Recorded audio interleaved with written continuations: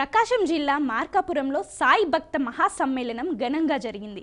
ఈ సందర్భంగా దత్త పీఠాధిపతి అనగానంద స్వామి భక్తులకు ఆధ్యాత్మిక ప్రవచనాలు చేశారు. సద్గురువులను ప్రేమిస్తే పాప ప్రక్షాళన జరుగుతుందని అన్నారు. సనాతన ధర్మం చాలా బోధనలు సమాజానికి అందించిందన్నారు. సాయితత్వ బోధనలు విన్నా ఆచరించినా మంచి ఆలోచనలు వస్తాయన్నారు.